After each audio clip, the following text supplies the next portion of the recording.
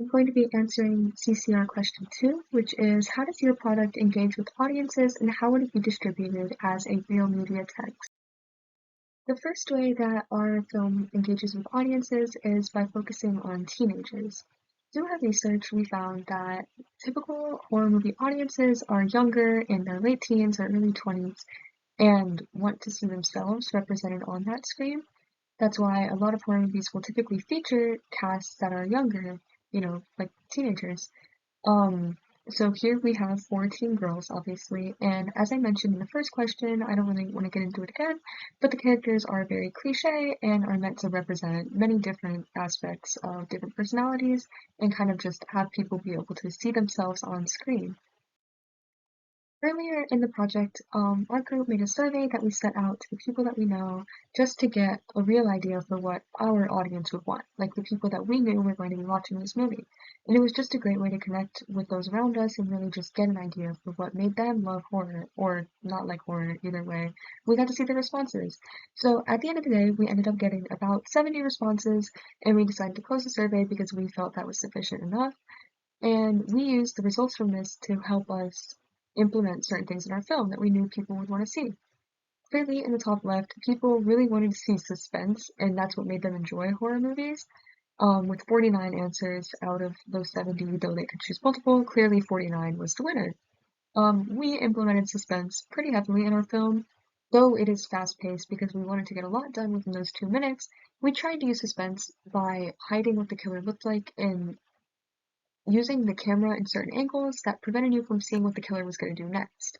We have one scene where a character is walking back towards the garage from outside, and the killer steps directly in front of the camera, and you don't say anything after that. We don't talk more about that, but that suspense is what leads you to worry about what is going to happen to that girl. The next answer that we're looking at says, what parts of thriller/horror movies do you enjoy?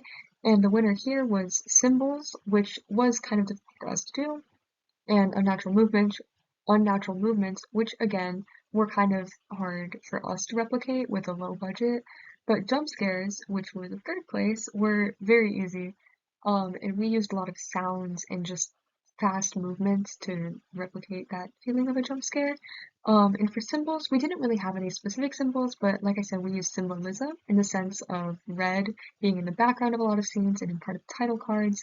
And we also had the killer wearing a skull mask that you kind of associate with them at that point in the film. Finally, I want to look at how our film would be distributed in real media and how it would work in the real world, assuming that this was an actual movie.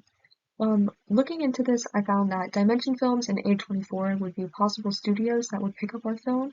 Dimension Films has produced movies like Scream and Hellraiser, which come to mind, to me at least, when you think of horror movies. Scream was very fitting for our movie, though I didn't research it before. We all have watched it and knew what it was, and it just kind of seemed to work as what we wanted.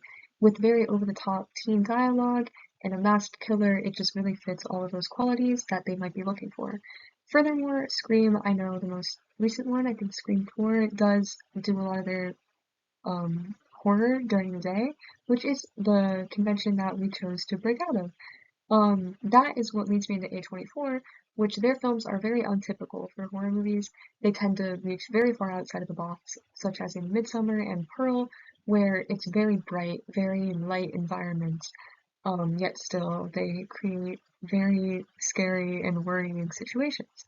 Looking at the pictures that I put here from our film, you can see the shots are just kind of like strange and very bright and just something that you may not typically see when you're looking for horror. We also have the group of teenagers, which is something that you would find in Dimension films.